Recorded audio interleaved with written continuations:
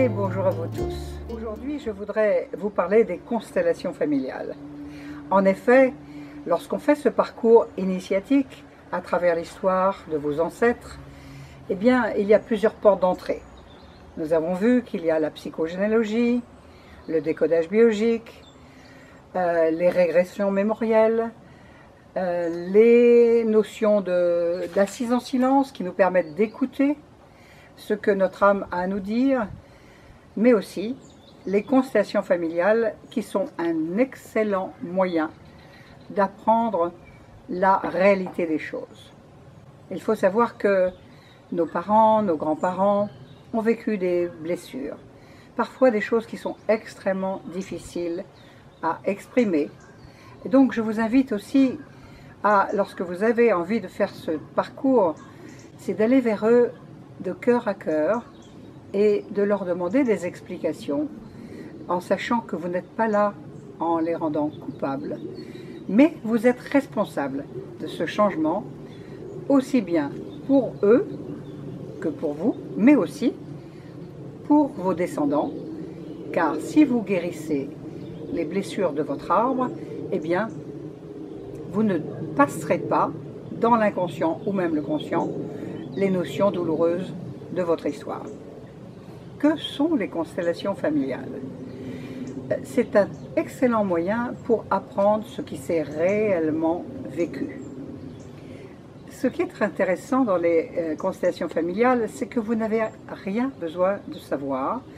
Vous arrivez avec votre histoire dans votre cœur et vous allez mettre en place cet arbre généalogique, mais en live. Et donc, on a la possibilité de ce fait de laisser venir ce qui va venir.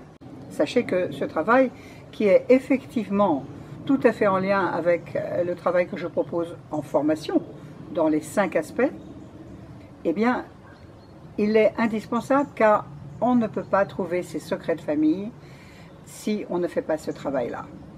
Ce qui nous blesse et tout ce que nous répétons dans notre histoire, c'est ce que nous ne savons pas justement. Alors, comment fonctionne une constellation? Donc, le mot-clé, c'est le ressenti. On ne pense pas, on ne fait pas, on laisse faire. Chaque être vivant est connecté. Je laisse la vie faire. Et la vie, c'est encore le meilleur des thérapeutes. Vous êtes à la juste place à partir du moment où on va laisser venir l'énergie de chaque clan, c'est toujours juste. On va être en situation de rencontrer d'autres personnes que l'on ne connaît sans doute pas, on ne connaît pas leur histoire, et pourtant, dans une constellation, tout ce qui va sortir, eh bien, est juste. Voici 40 ans que je pratique, et je n'ai jamais vu une seule fois les réponses ne pas être adéquates à ce que portait la personne qui était en train de consteller. Nous allons donc mettre en situation. Et on va tirer au sort chaque personne parce qu'il y a un fil conducteur. La vie, si vous la regardez, il y a toujours des synchronicités. Il y a toujours un fil conducteur à toute chose et c'est de devenir conscient de tout cela. La personne qui va tirer au sort va sortir avec moi. Et elle va me dire ce qu'elle cherche à comprendre, à guérir et à libérer. Le groupe ne connaît pas sa question. Seul moi la connais. Et nous allons revenir et la personne va choisir dans l'assistance les personnages qui représentent sa famille en les mettant dans l'espace tel qu'elle a un représenté intérieur de son arbre. Mais on comprend, c'est l'émotion qui dénoue une situation. Donc, on va choisir papa, maman, l'oncle, la tante. On va monter et on va monter au plus haut. Et surtout, je vais inviter toute personne qui constelle à mettre dans son arbre des personnes qu'elle ne connaît pas. Alors, ça peut être les arrière-grands-parents, les arrière-arrière-grands-parents, ou bien plus haut encore. Plus on va monter haut, plus on va guérir son arbre. Car c'est en allant au premier programmant que l'on va libérer son histoire chez soi et que l'on va de ce fait libérer chez les descendants. Il y a une angoisse, je pense. Une angoisse, d'accord. Cette angoisse, elle crée quoi chez toi? Ça peut être l'angoisse qui me fait trembler le bras. Il y a les acteurs et il y a le metteur en scène. Et l'idée, c'est que nous mettons en scène une représentation de ce que nous vivons, mais en fait, les personnages vont, j'allais dire, s'animer tout seuls, dans le sens fort du terme. C'est l'âme qui agit. Et c'est bien la magie de cette histoire de constellation familiale. L'âme va agir et les ancêtres vont raconter une histoire. Ouais. Et je remets mon pouvoir à plus fort que moi, Ouais. à quelqu'un que Moi, je sens suis- costaud. oui, Camille, est-ce que tu veux bien oui, que ça soit par toi que ça passe? tout à fait. Moi, depuis tout à l'heure, je me sens très fort, très ancrée. Je sais que je suis la puissance au niveau du clan. Donc, avec Noël, je vais aller voir Chantal.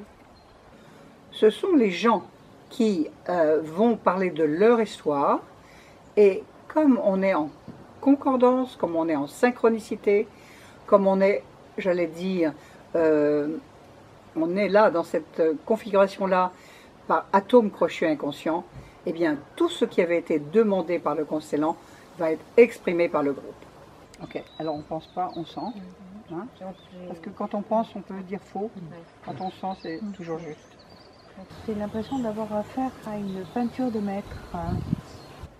Ce qui est étonnant dans ce travail, c'est que on va extérioriser son arbre. Et c'est ce qui fait qu'on va avoir accès à vraiment ce que l'on peut ressentir quand on le regarde objectivement. Car nos blessures, elles sont aussi subjectives. Le but, c'est d'être conscient, quelle que soit la vérité. Il est préférable de connaître la vérité plutôt que d'avoir des doutes ou vivre dans des mensonges.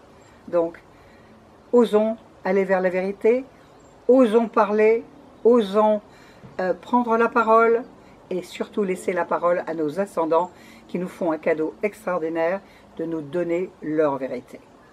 Alors, j'ose espérer que vous deviendrez co-créateur de votre monde et un excellent réalisateur de votre théâtre. Merci.